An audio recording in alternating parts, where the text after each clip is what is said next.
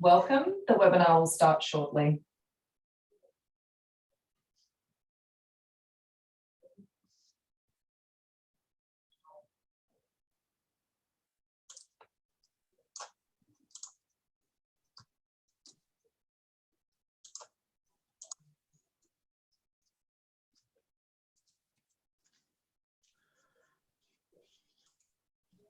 Welcome to those entering. The webinar will start shortly.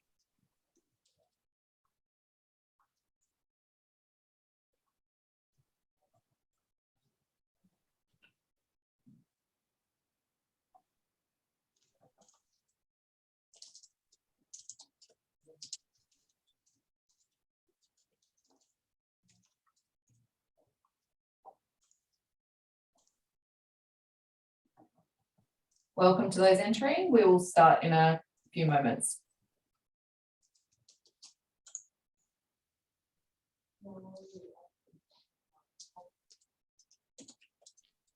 Okay, James, I'll hand over to you now. Thank you, Sally, and welcome everyone to the Association's webinar, this being the last one for our 2021 series.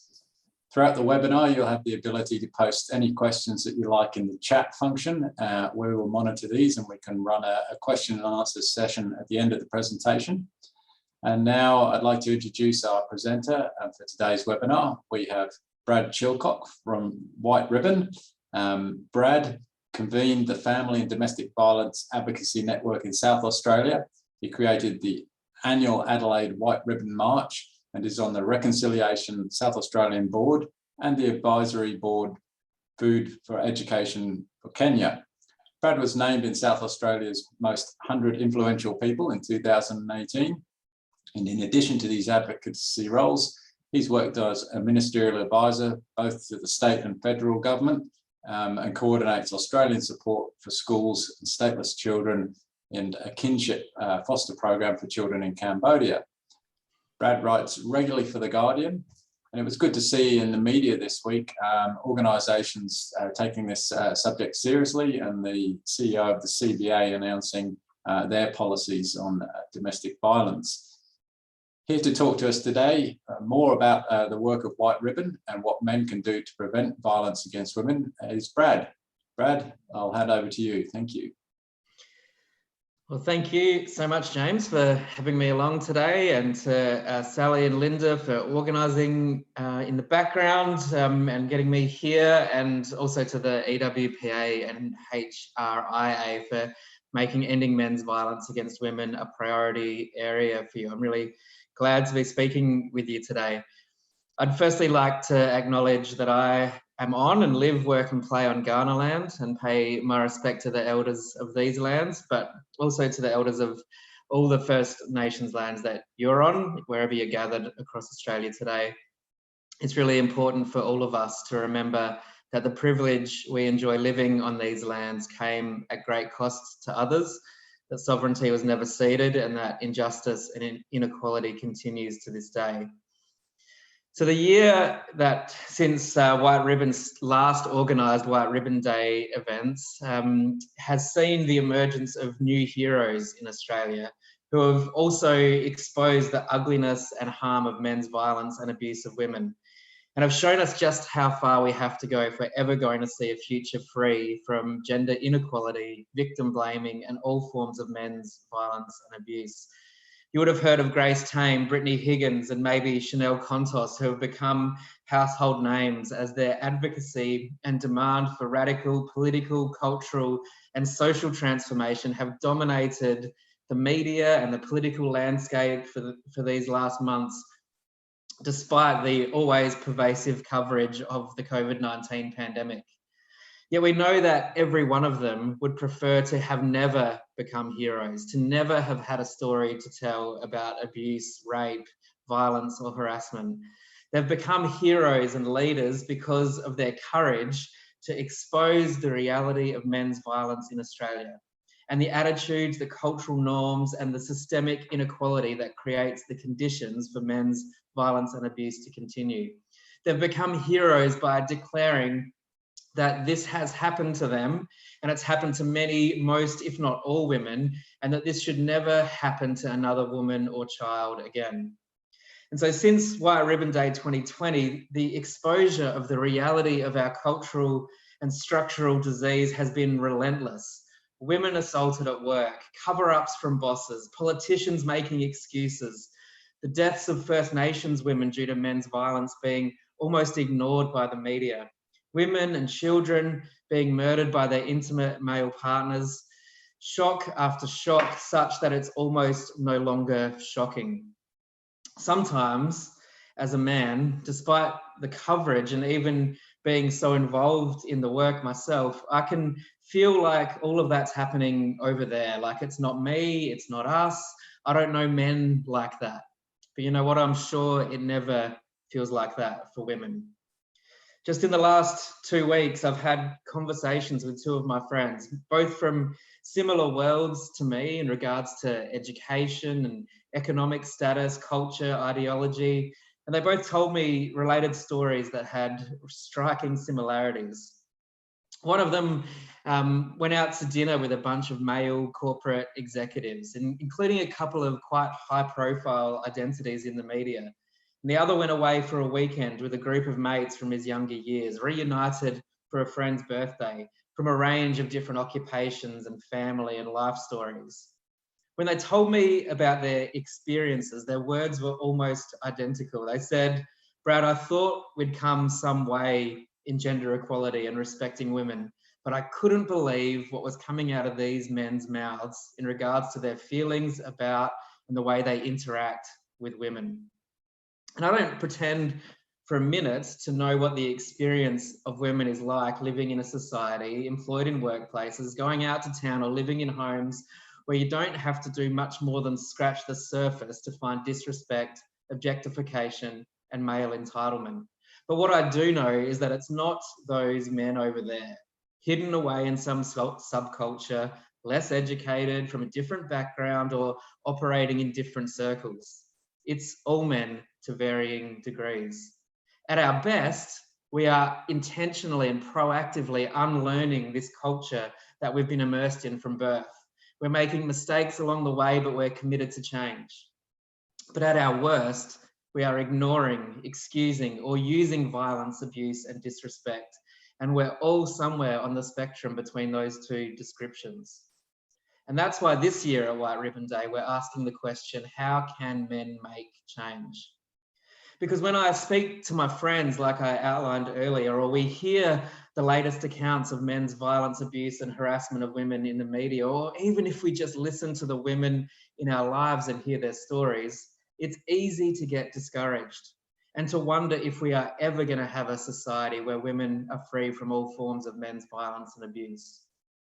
But the reality is this, that freedom comes when men stop choosing violence and abuse. It seems simple, but it's also really complex, because to turn this around requires real social and cultural transformation.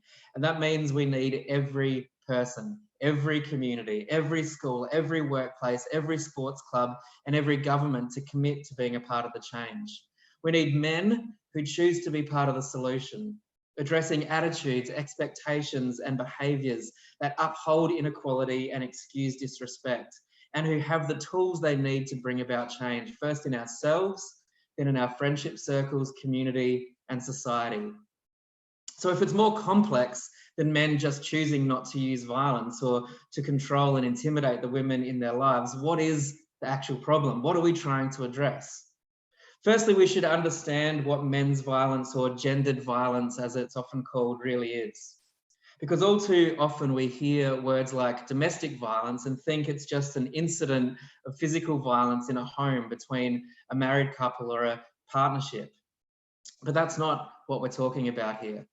The UN Declaration says that violence against women is any act of gender-based violence that causes or could cause physical, sexual, or psychological harm or suffering to women, including threats of harm or coercion in public or private life. That's why the vision of White Ribbon Australia is to end all forms of men's violence and abuse against women. It's not just physical violence in a home, It's harassment at work. It's disrespect in the street. It's sexual assault by a stranger. It's controlling a person's finances, who they see, where they go, what they wear, or belittling and humiliating them repeatedly. If we look around our workplaces or think about the women in our social circle or family and then consider these numbers, we get a sense of the scale of the problem. We've heard probably that on average, 1 woman a week is murdered by her current or former male partner. But did you know that 1 in 3 Australian women has experienced physical violence since the age of 15? 1 in 5 Australian women has experienced sexual violence since the age of 15. 1 in 4 Australian women have experienced emotional abuse by a current or former male partner. So it's not enough to simply say that men have to change. We have to make sense of it in some way, to think about the driving cause. And it comes down to gender inequality, ingrained, inherited, cultural, social, and structural gender inequality. The organisation Our Watch says that gender inequality is when women and men do not have equal social status, power, resources, or opportunities, and their voices, ideas, and work are not valued equally by society. Gender inequality provides the underlying conditions for violence against women to continue. It exists at many levels in our society, from how we view men and women to economic factors like the pay gap between men and women to family and relationship roles and expectations. If you think it's not real, we should consider this. Australia's full-time gender pay gap is 13%. With women earning on average $242.20 per week less than men. On average, women spend nearly 32 hours a week on household labour and caring for children, compared with only 19 hours by men. And while women comprise almost half, 47% of all employed people in the labour force, women continue to be underrepresented in traditional male-dominated industries and in managerial positions across industries. For example, only 5% of the top 200 companies in Australia have a female CEO. And in 2021, not 1 woman was appointed to lead an ASX 200 company. Only 39% of our federal parliament is female. So gender inequality is structural violence. It creates the space for acts of gendered violence, men's violence against women, by normalising disrespect, as it socialises the idea that one gender is more valuable or capable than another. Gendered violence begins with the idea that you're entitled to obedience or sex or authority or a different set of freedoms because you're a man, that you have the intrinsic right to treat someone else in a way that you would not be treated. It's expressed in coercive control, exerting power over your partner's finances, social life, clothing, career, or otherwise reducing their individual agency.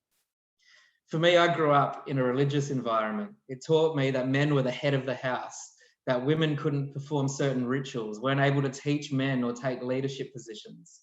When I was a child, my default image of engineers, pilots, football players, and prime ministers was male.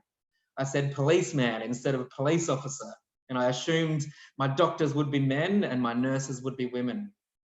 Now, of course, none of those things automatically turn me into a man who uses violence in my intimate relationships, but they demonstrate that many men in Australia, religious and otherwise, have been raised in cultures that share a history of entrenched gender inequality. We've been taught either subtly or overtly that because of our gender, we deserve a special kind of respect.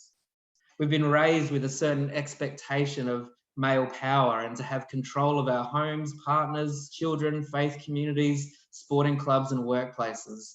Some of us have been taught to believe that men have a right to decide what happens to women's bodies. Many of us have had this perspective role model to us, and indeed have seen the violence, whether physical violence, emotional manipulation, sexual exploitation, or financial control that men have used to dominate, control, and harm women. We've seen men desperate to hold on to power as they grow insecure in a changing society. So we might say that not all misogyny leads to violence, but that all violence starts with misogyny. So to my earlier point, it is all men to varying degrees. So our first responsibility in responding to this national crisis is to reflect on our own beliefs and attitudes, our culturally acquired perception of gender norms, and to consider and change these in ways that translate to our behaviour. We need to take ownership of the ways we create the environment that allows men to believe they're entitled to a greater share of power in society and relationships, and then sometimes exercise that power to harm others. The abuse of power is violence, whatever form that takes. So if you're monitoring your partner's phone, telling them what they're allowed to wear, if they have to ask permission to spend time with friends or family, that's not equality, it's an abuse of power. If because we're men, we think we have the right to be obeyed, to make the decisions, to be the head of the house, to have an unequal share of power, or indeed to be paid more, have more social freedoms, or think our opinion is more important, then we're promoting gender inequality. And if we use any form of control over our partners to enforce that privilege, then we're perpetrating gendered violence. So how do we respond? We understand that aspiring to be a good male role model is much more than just a controlling aggression. It's a man who's willing to listen and to learn, who is aware of their power and privilege and chooses to utilize them towards cultural change. It's someone who is determined to share power in relationships and holds on to privilege loosely, knowing that we all benefit when everyone is equally valued, included, and given the opportunity to flourish.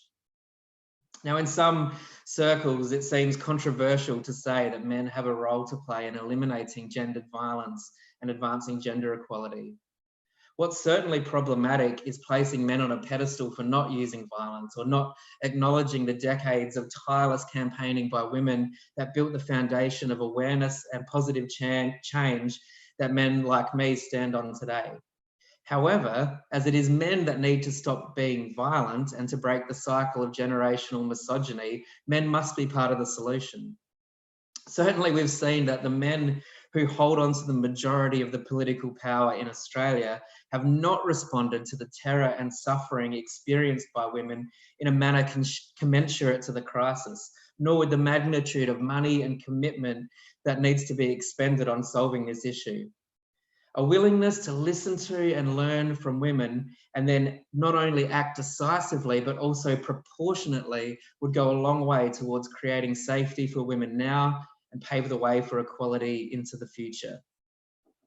So we've been asking the question around White Ribbon Day this year, how can men make change? And as we've done that, we've been sharing some simple everyday ideas for action, as well as some resources for deeper reflection and understanding. We're asking men and all Australians to learn about what they can do to be part of the change, to engage men and boys in creating a future free from all forms of men's violence and abuse, and offering clear pathways to take action in your daily lives, communities and workplaces in an ongoing way by joining our movement, by starting community action groups, or by getting workplaces on the path to workplace accreditation. What we know is that White Ribbon Day events and webinars aren't going to stop men's violence on their own. But people, communities, and workplaces who take what they learn and put it into practice can transform the future that we share. We're doing all of this because we believe women should be free from harm, fear, and discrimination. And because we believe that men can change, that no boy is born violent, and that we should use every available resource to make those beliefs a reality. And I know that you believe that too. It's why you're here today. It's why you put on this webinar. And so I'm asking all of us to refuse to allow this moment to be one where we are sad for a minute, shake our collective heads at those statistics that I shared earlier and sigh, hoping that someone else does something to address this national epidemic of harm and abuse, and then forget about it, move on and come back to another White Ribbon Day webinar next year. I'm asking all of us to learn and give and take action. I want to encourage you to visit our Learn How Men Can Make Change resources page. I'll share the link in the chat or around the email afterwards. And take what you've heard today a little bit deeper by equipping yourself to challenge the cultural norms and expectations that create the conditions for men's violence and abuse of women to continue to destroy lives and families. I'm inviting you to give to White Ribbon's work to prevent men's violence, against women as we get to work in communities, schools and workplaces. But most importantly, take action that continues beyond this day. Become a community partner with us. Start a community action group in your community and develop a unique prevention plan that suits your circumstance or your culture or the place that you live. Or take action in your workplace through our workplace accreditation program. And let me say, if you think that all of this isn't a workplace issue, even after all of the media coverage of our federal parliament or the mining companies and other institutions have had this year, think on this statistic alone. In 2018, only 35% of Australians who witnessed workplace sexual harassment in the past 5 years took some form of action. 65% of people just ignored it. And a report yesterday from Champions of Change revealed that domestic violence costs Australian businesses around $2 billion annually. So you can act to make your workplace safe, to make your organisation an employer of choice for women, and to address the culture in our society that excuses and condones men's harassment and abuse. Because we know that whatever becomes acceptable in work becomes unacceptable in workplaces, also becomes unacceptable in society. So I encourage you to explore workplace accreditation in your workplaces.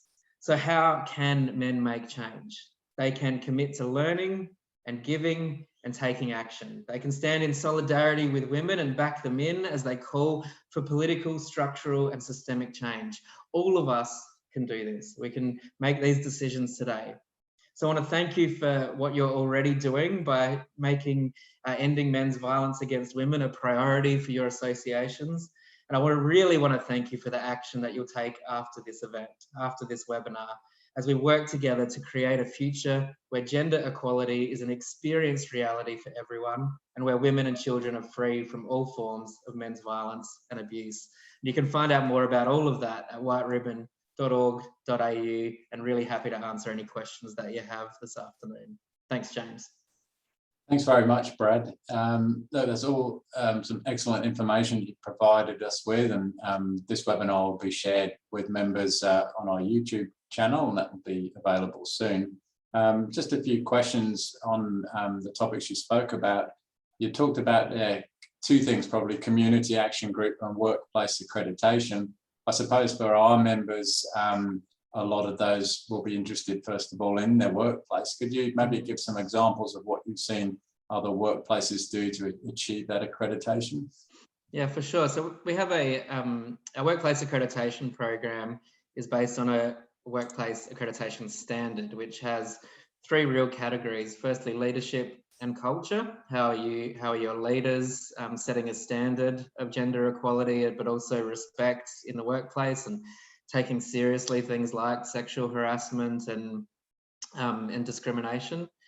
Secondly, how you're educating your workforce on these issues so that it translates not only into a safer workplace, but also into communities and families beyond the workforce. And the third area is around how you're supporting people who are experiencing violence or abuse or harassment either in the workplace or at home, including things like domestic violence leave, but also things like how are managers being trained to know what to do if someone discloses to them that they're experiencing violence. And so workplaces provide evidence against the standard that touches on all of those issues. And then that's assessed by an independent group of an assessment panel. And then we award White Ribbon accreditation when workplaces meet that standard. But it's not like a pass or fail situation. It's actually a partnership with White Ribbon where our team kind of comes alongside each workplace and says, you know, you've gone through this process, we've looked at the evidence, it's helped you realise maybe you haven't updated your sexual harassment policy for 20 years and it needs a refresh, or maybe you haven't thought about domestic violence leave and you should, or maybe your managers don't know what to do if someone tells them that they're experiencing violence at home. And so we work with you to address those issues. We go at the pace of each workplace and make sure everybody who wants to gets to that, achieving that accreditation standard. Thanks, Brad. That's given us a lot to think about. I know members are also heavily involved in local communities. A lot of our members are in the sort of more regional areas, whether it be a sports club or an organisation. How does that differ to the workplace, and what sort of things have you seen that have made a real impact in those community action groups? So the idea behind community action groups is that men's violence isn't unique to any individual community, but the solutions would be. In other words, you would engage men and boys and have these conversations and change attitudes and expectations differently in a country town to a city, different in a footy club to an office block, different in a Muslim community to a Christian one and a Buddhist one. And so we need locally led, locally designed prevention, men's violence prevention strategies in each of those different communities. So what we do is find people in whatever they understand their community to be. It could be their town, it could be their footy club, it could be their workplace, or it could be people that have the same occupation as them across different workplaces. Get them together and help them to develop a unique prevention plan for them. Helps them identify who would the right spokespeople or role models be, what would the right language be to use, what would be the right activities to have that would engage the people we're trying to influence and bring about change in. We've got about 50 of those across the country. Some of them are footy clubs.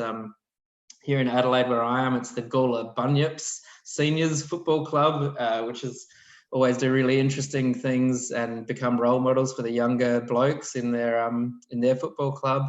We've got one in a mosque, we've got cyclists, and we've got a range of geographically based ones, as well as ones that are starting to come in workplaces that are going through the accreditation process. Thanks, Brad. Just picking up on the change that many people will need to undergo in the way they were brought up or the way they think and react and act.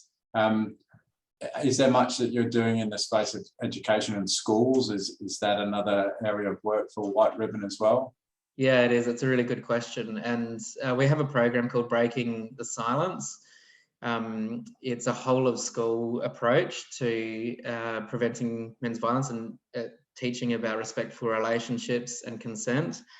But the idea behind Breaking the Silence is that it's not just like a curriculum or a seminar for students where they kind of, hear about these ideas for a couple of hours and then move on, but rather working with educators and other staff to establish a whole of school culture where all the teachers are equipped to, I guess, role model and these values throughout every interaction with students.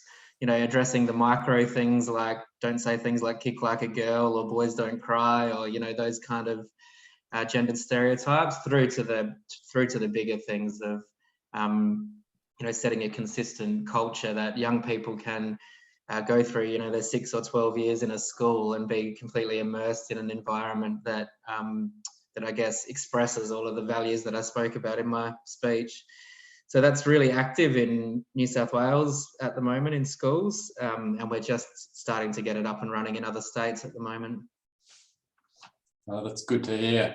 I suppose one of the questions you might get from time to time is that this is a real focus on violence against women, but how does White Ribbon treat the opposite to that if there were violence against men?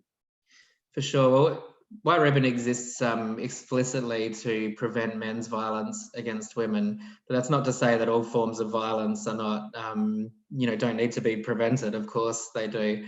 But the statistics demonstrate, firstly, that 95% of all violence is perpetrated by men, whether that's men against other men or men against women. And also the statistics around, one woman a week being murdered by their current or former partner is definitely not true for men either. So the scale of the problem and the source of that problem being in gender inequality is why White Ribbon exists and why we have our particular focus. But having said all of that, when we work with workplaces on the accreditation program and looking at their policies and procedures, we make sure it's really clear that anyone experiencing violence at home deserves the same kind of response. So if men are experiencing violence in their intimate relationships, they should also have access to domestic violence leave and counselling and support and all the other things. If men are experiencing sexual harassment in the workplace, of course they deserve exactly the same response that that a woman should have. And so we're there to address the broad social issue of men's violence against women, but when it comes to policies, procedures, workplace practices, definitely all people are equal and deserve the same support and response. That's good, and yeah, very big challenge that you're undertaking. And I think one of the statistics you mentioned was the lack of female leaders, particularly on the ASX listed companies. If the cultural change has to happen from the top and then flow down, do you feel like you're making inroads with those business leaders across the country? Yeah, I mean, many of those ASX 200 companies are working with White Ribbon through accreditation, or they work with Champions of Change or Our Watch, which are kind of the other two organisations with a workplace focus on prevention. So they are addressing it in various ways, especially when it comes to policy and procedure and taking sexual harassment seriously and those kind of issues. But I think it still is, I mentioned it in my speech, that when we don't see women in leadership, it socializes this idea that men are more capable, or that men are smarter, or men are deserve those positions. And so the more we can have women becoming CEOs and taking senior leadership positions, the more we'll begin to chip away at this the drivers of gendered violence, which begin with inequality. And talking about the sort of equality and perhaps the stereotypes around women maybe not taking time off to have a family and then coming back to work, and then the pay gap as well.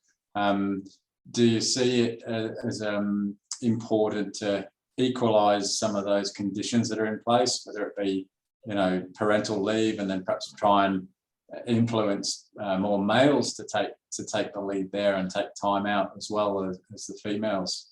Yeah, definitely. There's examples around the world of countries that have given men the same amount of parental leave as women, and indeed have given both men and women a lot more parental leave as well. And they've shown that really does help address both inequality, but also healthy families and healthy relationships, and helps with child development too. And yes, and I also think that when we change the focus so it's not assumed that the female parent is the one that is going to take primary responsibility for childcare, then we actually put choice, like we take away the social stigma of making a different choice, and we create the opportunity for people to freely choose who is the right person to take this time off or to be the primary caregiver, rather than that becoming an assumption. Yeah, I remember reading, I think it was one of the Nordic countries where that was in place, and it really changed the stigma around a male taking weeks or months off and pushing a pram, and the female going back to work. But it just seems like we're a long way away from that, unfortunately. And taking time off also impacts on your super, and so sets up long-term inequality. That's another area that some governments are addressing. But also one of the real issues in broader workforce is that female-dominated industries, on average, are paid way less than male-dominated industries. And we like to, I think, sometimes assume that's because they're lower skilled, or that they haven't been as well educated, so that some of those other industries deserve more money. But in fact, many low-paid industries still require university education, still require great skill. If you, like, as a parent of young children, I would like my early childhood educators to be well educated and well skilled as they educate my children, and yet they're significantly underpaid compared to male-dominated industries. So that's another way that we can really address the inequality and gender pay gap in the long run. Thanks, Brad. Probably one more question on the workplace. What would your advice be to an employee, for example, where perhaps the cultural tone hasn't been set and things are being allowed to be said or done in a workplace, and they feel like no one said anything, but they should say something. And what sort of, how could you give them the confidence to address that? Well, yeah, I mean, at some point in a workplace, somebody has to take the courage to start to call those things out. If you're a manager or a CEO or a high level, firstly, just as risk mitigation, you should probably be starting to address that. If you've watched what's happened to other workplaces around the country in the last 12 months, you don't want to be the next workplace having, you know, being in the media because sexual harassment claims have been ignored or minimized, or you know, people have made excuses for the harasser instead of the victim. But also, just, I think we can all just take easy, small steps towards changing the culture.